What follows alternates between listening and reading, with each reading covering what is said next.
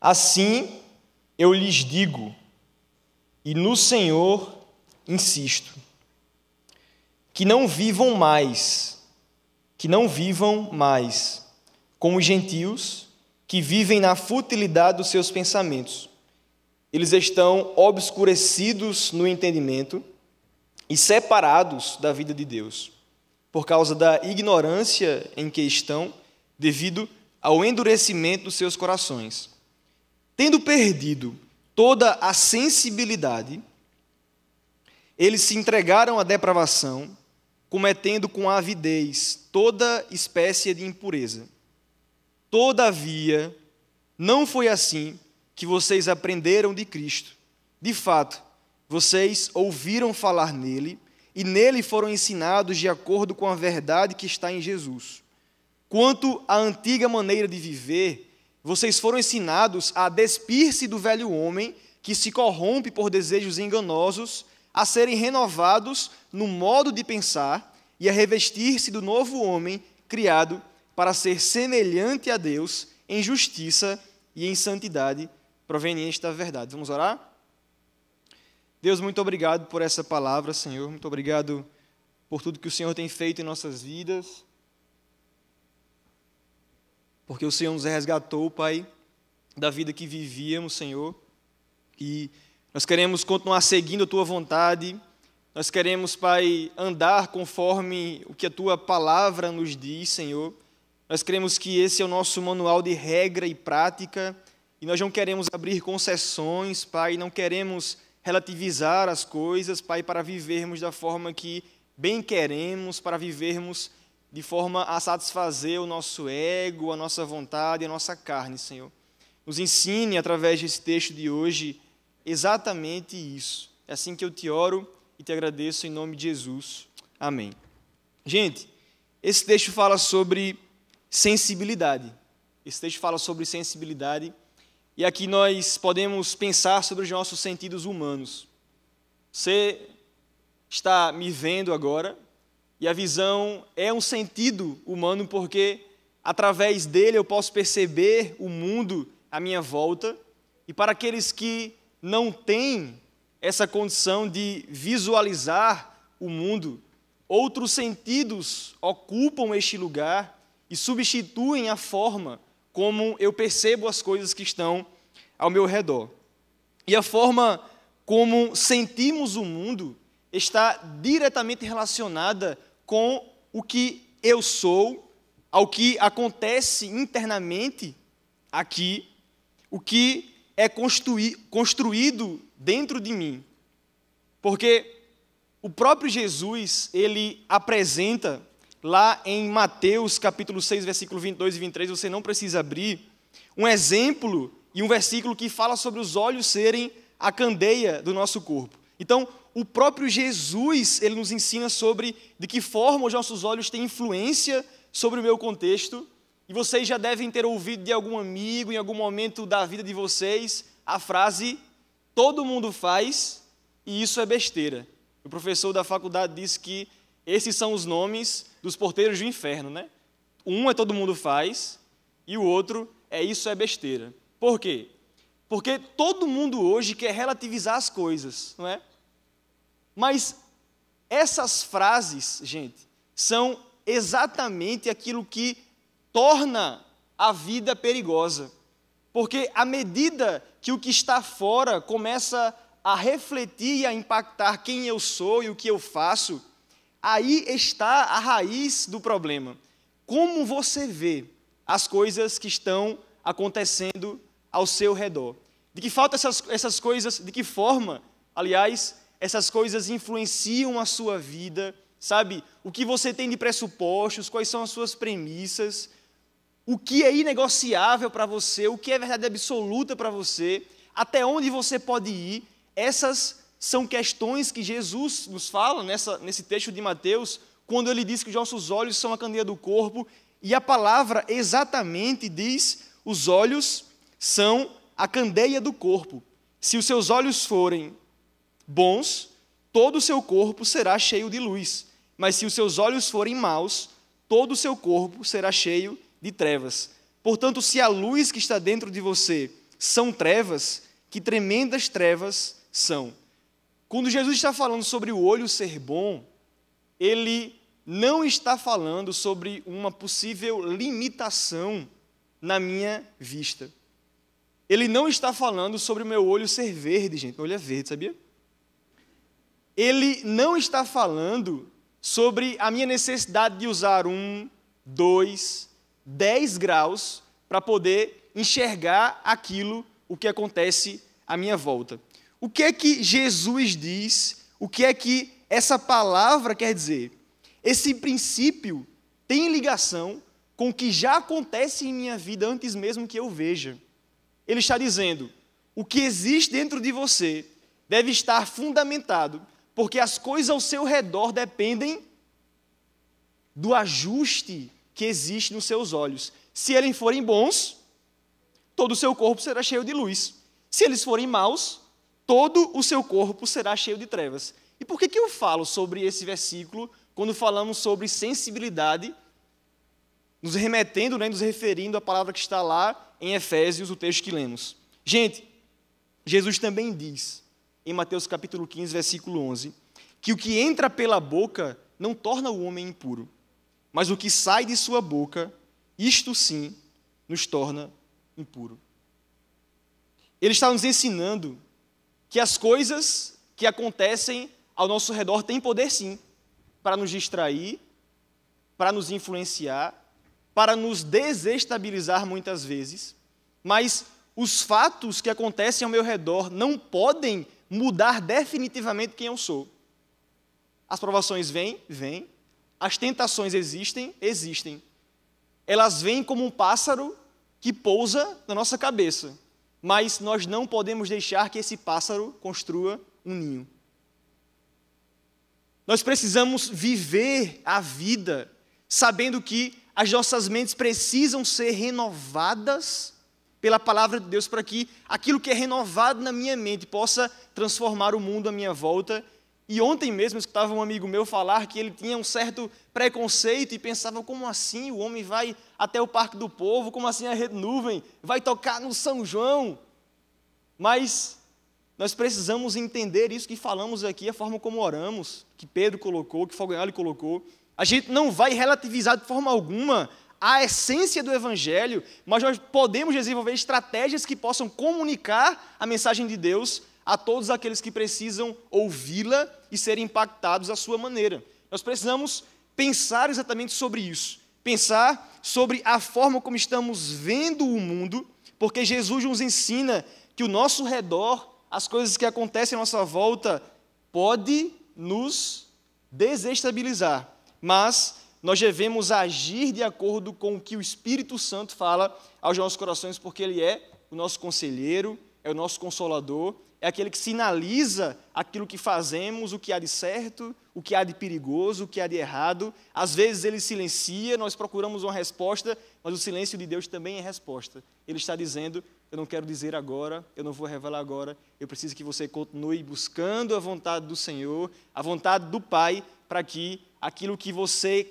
quer de orientação venha até você. Gente, o centro de tudo que nós estamos falando essa noite está na certeza de que devemos fazer absolutamente tudo o que a palavra de Deus nos diz. E tudo é tudo. A palavra de Deus nos traz ensinamentos. O Senhor usou homens que buscavam pela santidade e, apesar de serem pecadores, desenvolveram essa palavra que é a palavra de Deus. Eu queria usar, gente, o exemplo de algo que eu aprendi quando estava ainda na faculdade, na disciplina de fotojornalismo. Eu aprendi, gente, a fazer uma caixa de fósforo, um furinho na caixa, a gente abria, colocava um filme e a gente tinha uma foto com isso. Diga aí, que incrível. E foi assim que as revelações de fotos começaram. O que acontece? Essa câmera que está me filmando agora, ela tem um obturador, ela tem um ISO, e aqueles que nos fotografam sabem muito bem disso, que o obturador, gente, ele ajusta a profundidade de campo que minha câmera pode ter. O que acontece? Eu quero que você faça um teste agora com a pessoa que está ao seu lado, certo? vocês vão fazer o seguinte: vocês vão pegar um objeto qualquer, certo? E com a pessoa que está ao seu lado, você vai aproximar o objeto e distanciar em seguida. O que acontece? Você vai perceber que quando você aproximar o objeto, a sua pupila vai se dilatar e ela vai ficar grandona. Quando você distanciar, a sua pupila vai retrair, se contrair, para que você possa alcançar uma profundidade de campo maior. De verdade, faz o teste. Comprovado, vai acontecer, de verdade, vai. Agora tem que olhar a pupila do olho.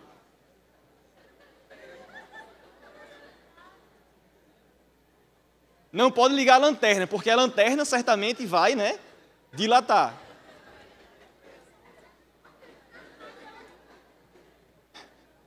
Eu ouvi aqui uma menina falar que só consegue ficar vesga. A menina Larissa tem nome. Gente, tudo bem? Por favor, alguém disse que deu certo, para eu continuar. Isso. Aí ninguém fala boa, né?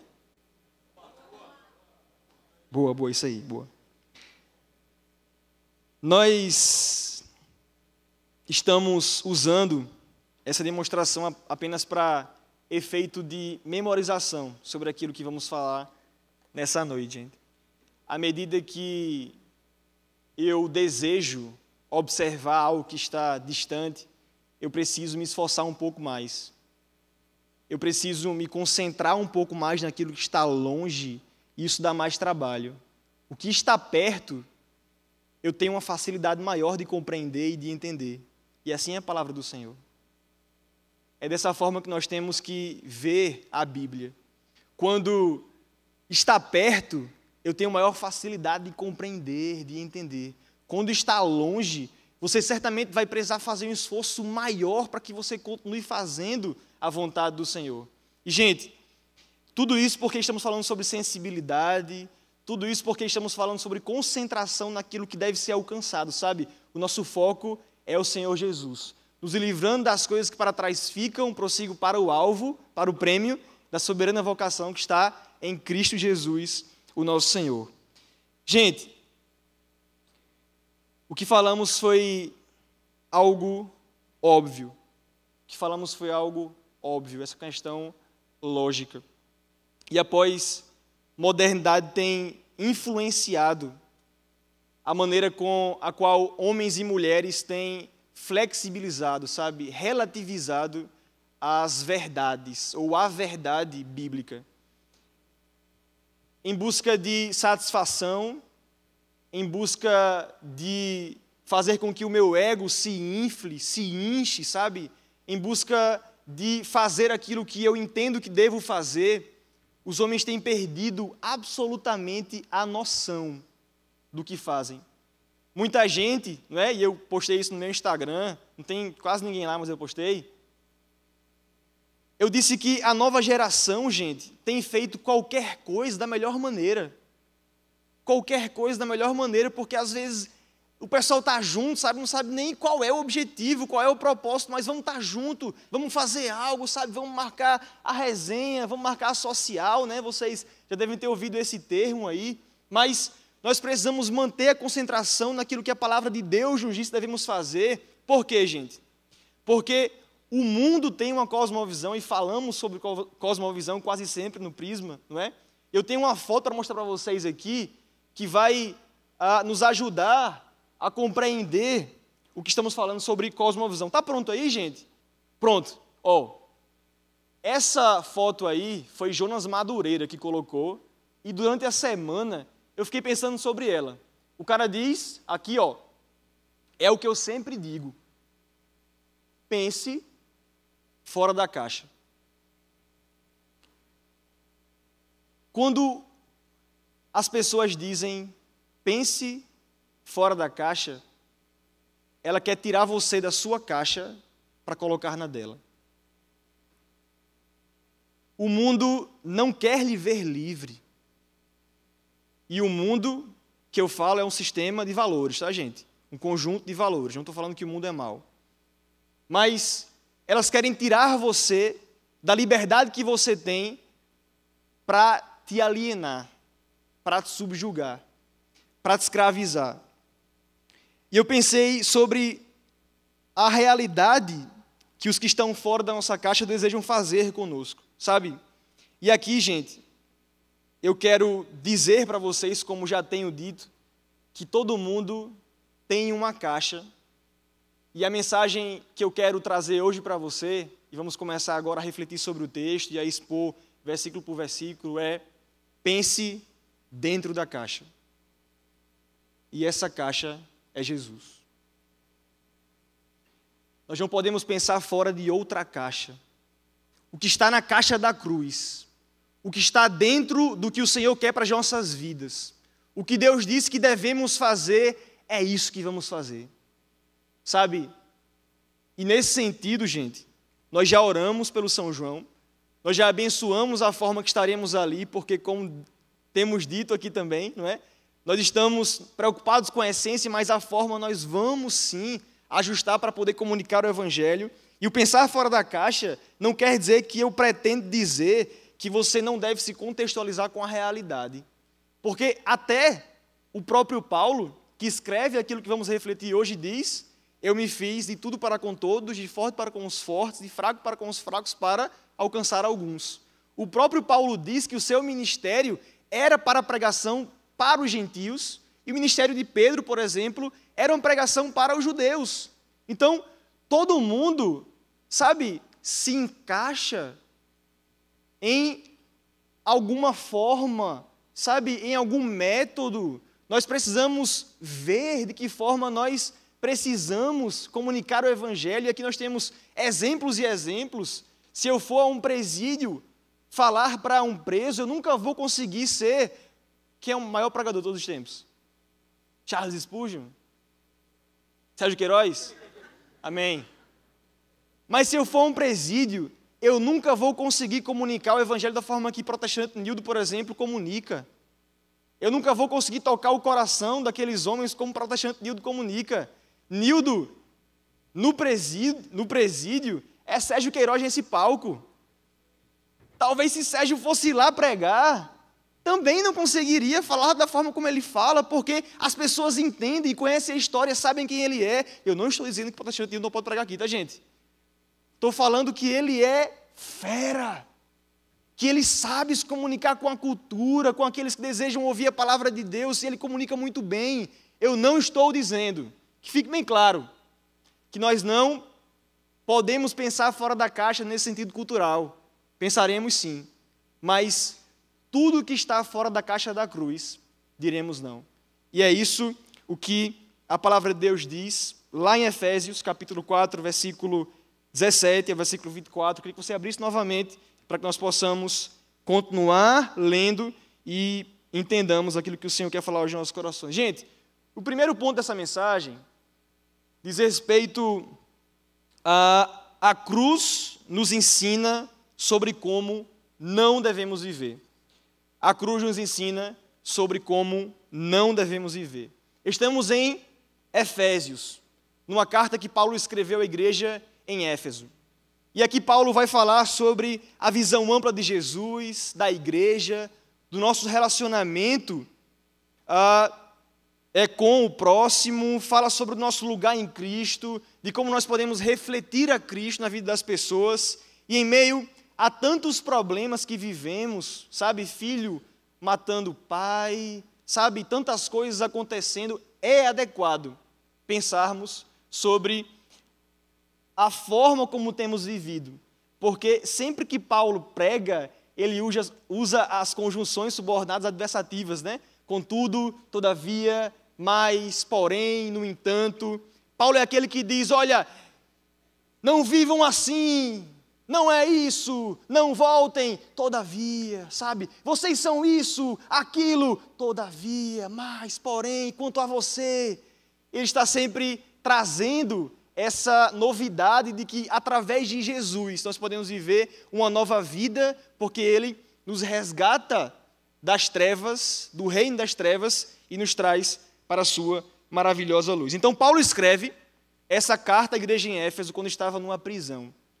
Foi de onde ele escreveu também a carta da igreja em Filipos, Filipenses, conhecido como a carta da alegria.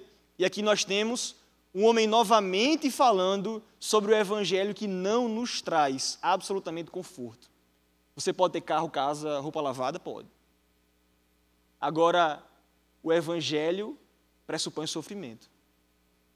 O evangelho, a almofadinha, não é, que a gente tem visto por aí, Jesus é cheiroso, Jesus é isso, eu quero levar Jesus para a minha cama, para ficar dormindo com ele, tal, não sei o que, tal, gostosinho, sabe, negocinho massa. Gente, Jesus é alívio, é conforto, é abrigo, é refúgio, mas Jesus diz que nós devemos pegar a nossa cruz, negar-nos a nós mesmos e morrermos por ele. As nossas vontades não podem ser preponderantes. As nossas vontades, os nossos desejos não podem ser aquilo que rege a nossa vida. Sabe o que eu quero? Sabe o que eu quero? A gente tem que pensar duas vezes. Nós precisamos alinhar o nosso coração com o dele, porque o coração do homem é enganoso. Muitas vezes queremos algo que Deus não nos quer nos dar. E a palavra de Deus diz que nós pedimos, não recebemos porque pedimos mal.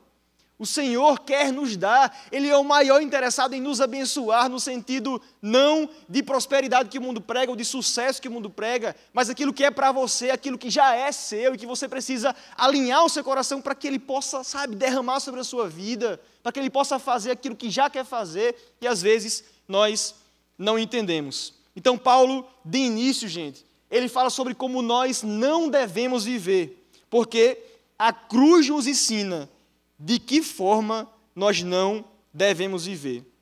E você percebe que o texto que lemos em Efésios, gente, a Bíblia está fechada, mas ela também está aberta, porque eu transcrevi aqui também, certo? Então, se eu não estou abrindo a Bíblia, o pregador não abre a Bíblia. Não, está aberta aqui, tá bom? Vamos lá.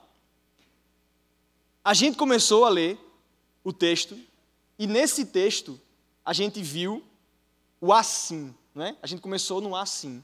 E se tem assim é porque antes Paulo, ele quis complementar uma ideia inicial. E o que é que ele tem interesse de comunicar nessa passagem, gente? Ele está dizendo que os crentes, aqueles que receberam Jesus, devem viver uma vida digna do chamado que receberam.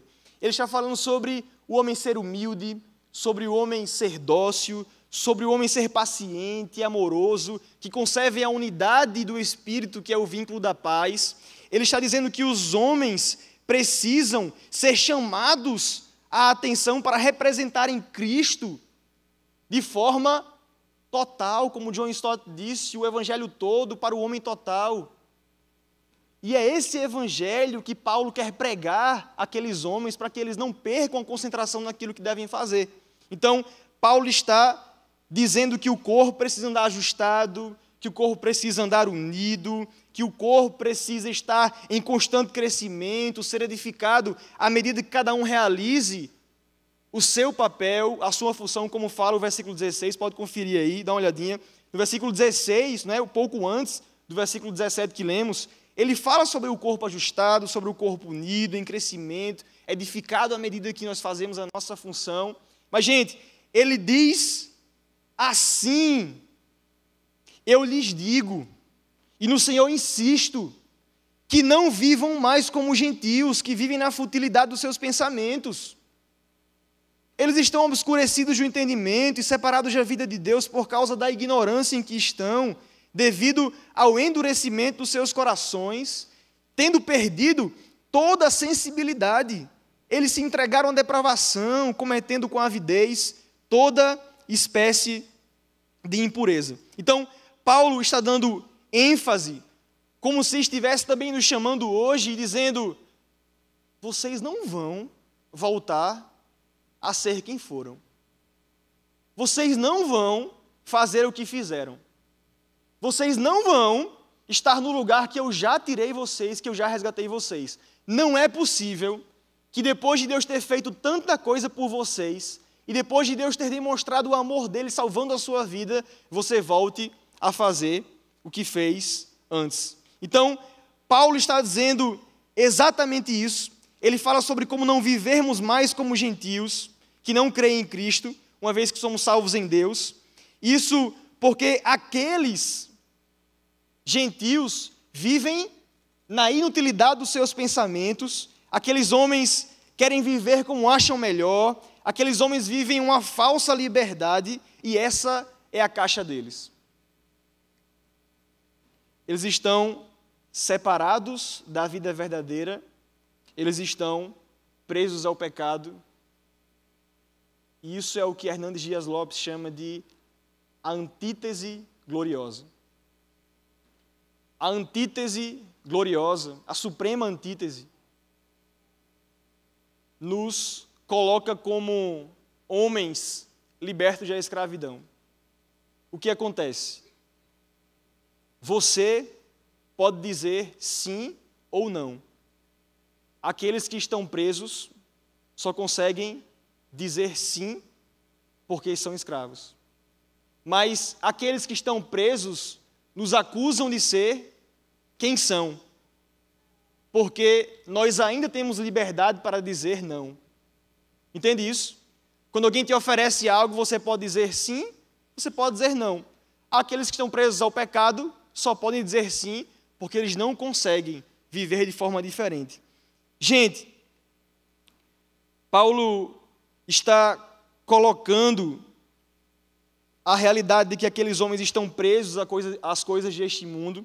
Ele está colocando a realidade de que eles só conseguem dizer sim aos prazeres deste século.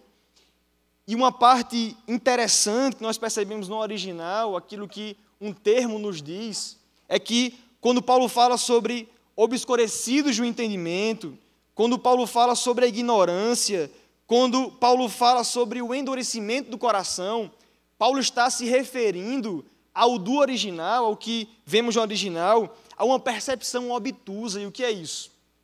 Quem tem uma percepção obtusa, gente, é aquele que é desprovido de inteligência, que não consegue ser compreendido facilmente, aquele que é tolo, aquele que fala sem nitidez, sem clareza.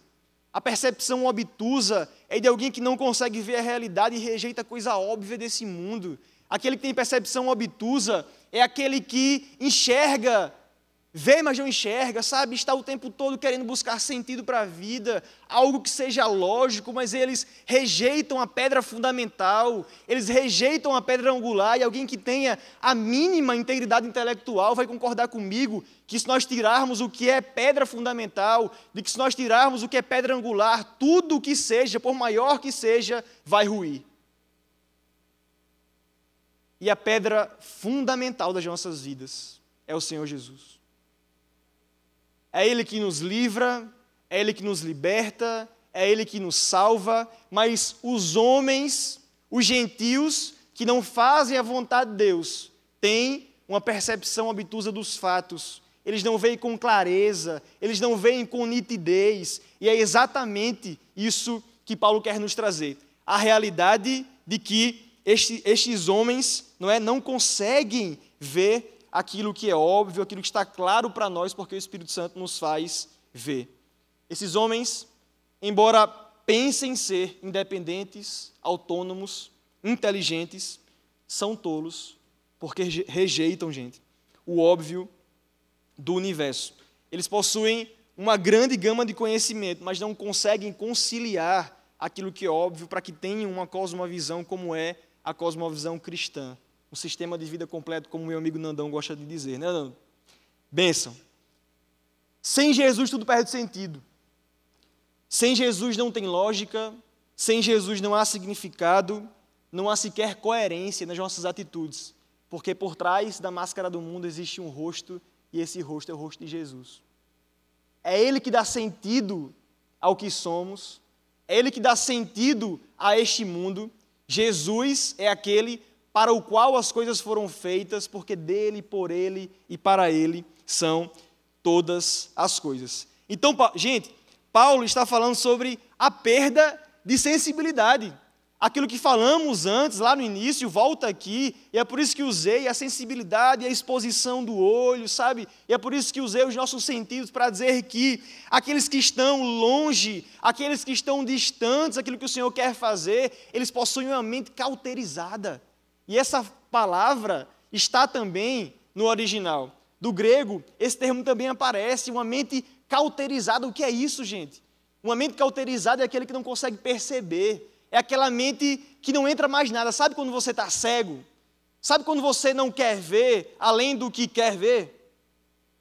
Teve, lógico que eu falei agora? Teve, né? Beleza. Mas a mente cauterizada é exatamente essa mente que vive para fazer o que dá na telha, que vive, sabe, o tempo todo querendo fazer as coisas que não têm futuro, que não vão dar certo, que Deus já mostrou, desenhou, pintou, e o cara está ali querendo, e o cara está ali fazendo. E, gente, nós temos pecados e lutamos contra isso todos os dias. Eu disse na quinta que eu só subo nesse... É palco, né? Pode chamar palco? Porque Deus não usa outra pessoa a não ser pecadores. Só tem esse tipo para Ele usar. Mas nós somos alguém. Eu sou alguém que todos os dias, sabe, tenho caído, mas me levanto. Sabe? A gente erra, mas a gente se levanta. A gente passa uma semana, um mês, sabe? Lutando, aí cai, aí falha, mas a gente volta. A gente está buscando a santidade, a santificação. Deus nos resgata, mas a santificação é um processo contínuo. O processo já é contínuo, né? Mas nós estamos nessa busca, nessa luta, para não vivermos como aquele povo que tem uma mente cauterizada, uma mente fechada, uma mente insensível. Nós somos muitas vezes insensíveis, mas essa sensibilidade só é adquirida quando nós estamos em contato com a palavra de Deus, porque quando ela está próxima a mim, eu consigo ter maior facilidade em fazer a sua vontade. À medida que ela se distancia, eu vou forçar um pouco mais, sabe? Eu vou me desgastar mais para que eu possa fazer a vontade daquele que me fala através da sua palavra o que eu devo fazer. E, gente, o termo utilizado para todas essas coisas, endurecimento do coração, sabe, para inclinação para o mal, é mente cauterizada. E isso significa no grego também queimar a ferro em brasa. O que é isso? Existiam, à época, os marcadores, né, que marcavam os escravos com fogo. É isso que significa. A mente cauterizada é aquela que faz doer sabendo o que faz e, ao mesmo tempo, não medindo consequências. Sabe? Uma mente cauterizada é aquela que vê a dor, que vê o sofrimento, que vê aquilo que está fazendo e não dá muita ligação, sabe? A pessoa não quer se importar com as consequências, sabe? A gente vive de forma inconsequente, nós fazemos doer a vida do irmão, a nossa vida também, mas nós estamos, estou gaguejando muito hoje, mas nós não estamos nem aí para o que estamos fazendo. Essa é a mente cauterizada que Paulo quis dizer. É aquela que pega um ferro em brasas e que marca o escravo, mas que em nenhum momento tira ou alivia, porque aquilo que ela faz é aquilo que decidiu fazer, independentemente daquilo que o Senhor lhe direcionou. E é exatamente como alguém sem o amor como referência tende a se tornar. Alguém sem o amor como referência tende a se tornar alguém dessa forma. Nós estamos livres disso, absolutamente. Nós lutamos contra a mente cauterizada e é por isso que Paulo diz todas essas coisas, dizendo e relembrando-os para qual propósito, para qual finalidade aqueles homens vieram a nascer. E o segundo ponto, gente, diz respeito a viver a vida como Deus deseja. E viver a vida como Deus deseja tem uma finalidade. Viver a vida como Deus deseja tem um propósito, tem um fim, porque nós sabemos que no fim Ele se levantará em nosso favor. Haverá um dia em que Ele enxugará dos nossos olhos toda lágrima. Haverá um dia em que estaremos na eternidade desfrutando daquilo que nós fizemos neste mundo, não que por nossas obras possamos ser salvos, mas existe um galardão para as nossas vidas, sabe? O Senhor, Ele está preparando lugar para nós, e à medida que obedecemos a sua vontade, que fazemos e realizamos aquilo que Ele quer que nós façamos, nós estamos juntando tesouros nos céus.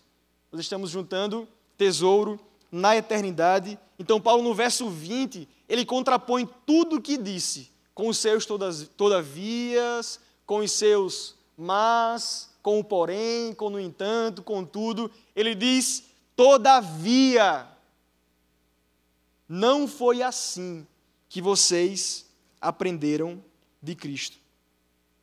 Não foi assim que vocês aprenderam de Cristo. A insensibilidade não acontece da noite para o dia. E aqui nós temos a história do sapo, né? Quem aqui escutou a história do sapo no Instagram? Escutou não? Leu, né? A história do sapo, tem muitas histórias, né? Peraí, né? Perguntar a história do sapo, qualquer uma, né? Mas a que eu quero contar hoje é do sapinho que logo pula fora quando entra na água quente. Mas quando a água é aquecida paulatinamente, o sapo morre dentro da água, porque o corpo vai se acostumando à temperatura ambiente, de forma que ele vai ficando, sustentando, aguentando, e chega um tempo que ele morre. É assim que a insensibilidade acontece em nossas vidas, sabe? Pecados grandes, e aqui eu não quero colocar a escala de pecados, porque pecado é errar o alvo, pecado é não satisfazer-se em Deus, é negar a nossa realização em Deus, mas nós vamos chamando o pecado de estimação para as nossas vidas, né? Nós vamos nos acostumando com ele, nós vamos abrindo concessões, abrindo brechas, nós vamos, sabe, relativizando as coisas, nós vamos dizendo, isso é besteira, isso todo mundo faz, e chega uma hora que aquele que não está fazendo a vontade de Deus morre, se acaba, e nesse ponto é um momento trágico, porque ao final do tempo que estamos aqui, teremos uma vida eterna que será ao lado do Pai ou no lago de fogo. E, gente, Paulo está ratificando a base de uma vida verdadeira. Ele está ratificando e iluminando as pessoas a apontarem para Jesus. E aqui ele fala sobre despir-se do velho homem e se vestir do novo homem, para que sejam pessoas semelhantes a Deus em justiça, em santidade, proveniente da verdade. Nós seremos santos, nós seremos justos quando andarmos na verdade, porque a verdade liberta, né? E aqui eu quero abrir, né, um parênteses para dizer que a verdade não é a verdade que os políticos pregam, por exemplo. Os políticos dizem, né, conhecereis a verdade e a verdade vos libertará, como se ele fosse a verdade, né, para libertar o povo todinho. Mas o que Jesus está dizendo é que no versículo anterior ele diz: vocês serão meus discípulos se conhecerem a verdade. Conhecereis a verdade e a verdade vos libertará. Ou seja, Jesus é a verdade que nos liberta. Fora disso não há vida, fora disso não há sentido, porque Jesus é o nosso libertador, sabe? Jesus é aquele que pode sim tirar as nossas vestes, fazer com que rasguemos as nossas vestes também, porque o Senhor Jesus, Deus é soberano, Deus Pai é soberano sobre todas as coisas, mas ao mesmo tempo nós podemos sim conciliar nossa responsabilidade humana, sabermos que existem coisas que nós devemos fazer, que nós temos que fazer, nós precisamos sair de lugares que não são para vivermos, nós precisamos fazer a vontade de Deus, porque essa vontade certamente nos conduzirá a uma vida de alegria, de satisfação, e é por isso, e tantas outras razões que devemos ser eternamente gratos por tão grande graça que nos tirou das trevas. No versículo 29, não faz parte deste que lemos, mas eu quero que você abra em Efésios, capítulo 4, versículo 29, porque tudo o que a palavra de Deus nos diz tem uma finalidade. Existe um propósito para tudo que fazemos.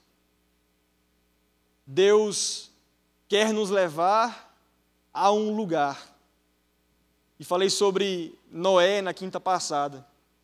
Alguém que ouviu a voz de Deus, independentemente do que estavam falando ao redor. A palavra de Deus diz que Noé estava entre o povo, mas Noé era alguém justo e íntegro. Noé era alguém que certamente teria alguma condição e pecado para ser também exterminado como todo outro povo. Não foi a bondade, integridade e justiça de Noé que salvou Noé. Foi a graça do Senhor Deus. Foi a graça de Deus revelada em seu Cristo Jesus que salvou Noé, e Noé serviu para salvar-se, para oferecer salvação à sua família. Noé foi alguém que esteve o tempo todo fazendo a vontade de Deus e ao mesmo tempo ciente de que haveria uma finalidade, haveria um fim. E quando Noé passa 40 dias dentro daquela arca que era desconfortável, ele fica o tempo todo mandando a pomba, mandando o corvo buscar saber se existe vida ali fora. Ele não fica inerte esperando que as coisas aconteçam dentro da arca. Ele manda a pomba e depois de 40 dias, não é? Aquela pomba volta para a arca trazendo o ramo da oliveira, dizendo: aquilo que Deus prometeu para você, Ele cumpriu. Aquilo que Ele disse que ia fazer, Ele fez. E aquilo que o Senhor fala aos nossos corações, Ele fará, sabe?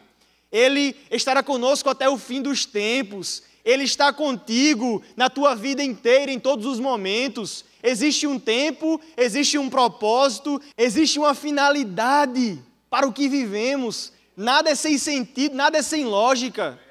Tudo que Deus faz é perfeito. Tudo que Ele faz é perfeito. Nenhum pecado vai nos afastar do amor que está em Cristo Jesus, sabe? Ele nos afasta de forma temporária, mas não de forma definitiva. Nós nos distanciamos do Senhor, mas o tempo todo Ele está, sabe, oferecendo a sua mão, nos levantando, nos tirando do lamaçal de pecado, como foi com o filho pródigo. E o Senhor tem todavia para a gente, o Senhor tem mais para a gente. Nós não precisamos do lugar onde saímos, ficar no lugar onde saímos. Nós precisamos viver aquilo que Deus nos pediu para que vivêssemos, porque o fim é o fim de esperança, de paz. Ele sabe o que tem preparado para nós, nem olhos viram, nem ouvidos ouviram aquilo que Deus preparou para aquele que o ama, sabe? Eu não sei como está a sua vida, eu não sei quais são as notícias ruins que você tem recebido, eu não sei do que você tem tentado sair, sabe? Eu não sei contra qual pecado você luta. O que eu quero dizer para você, que você pode ser livre e liberto nessa noite, é que você não precisa viver no lugar onde estava. O Senhor Jesus morreu em seu lugar. O Senhor Jesus usa a vida de Paulo para que diga a nós essa noite: deixe a roupa velha, vista o que é novo. O Evangelho é novidade de vida, o Evangelho é boa nova, o Evangelho é a melhor notícia que nós tínhamos para receber, que nós temos para receber. Não há nada que possa me motivar mais, não há nada que possa me empolgar mais, a não ser a notícia de que eu estava no inferno e que hoje eu tenho vida eterna com o Pai. Nós não sabemos, gente, a gravidade disso. Está pensando que o calor de Patos é comparável, é? Não é. E nós não devemos viver com medo do inferno. Eu estou aqui colocando a realidade de que existe uma eternidade longe de Deus e próxima a Deus, mas nós devemos viver a vontade do Senhor porque dá prazer fazer isso. Dá prazer viver na sua presença, porque quando pecamos a gente sabe qual é o sentimento. A gente sabe o que é lutar, cair, sabe? Dizer, meu Deus, que coisa horrível. Eu não quero viver dessa forma, eu não quero fazer o que tenho feito. Nós estamos nesse mundo para sermos agentes de transformação, não para sermos conformados ao molde, ao encaixotamento que o mundo quer nos dar. Não se deixe ser encaixotado pela cosmovisão do mundo. Que a sua caixa seja a caixa da cruz. Que você possa pensar dentro dessa caixa. Que você possa viver de forma a não permitir que outro queira lhe tirar onde você está para lhe colocar sobre a pretensa verdade de que ali você estará vivendo uma vida melhor. A melhor vida é a vida vivida com Cristo. Ele é o nosso foco, Ele é o nosso objetivo, Ele é o nosso alvo. E nós devemos viver a vida com a mente aberta àquilo que Deus quer fazer em nós e através de nós. A nossa mente deve ser cauterizada, ou nós devemos buscar cauterizar deliberadamente a nossa mente para que não receba aquilo que o mundo quer me dizer que eu devo fazer. A minha mente deve estar aberta para aquilo que Deus quer fazer. A nossa caixa é a caixa da cruz. Que Deus nos abençoe.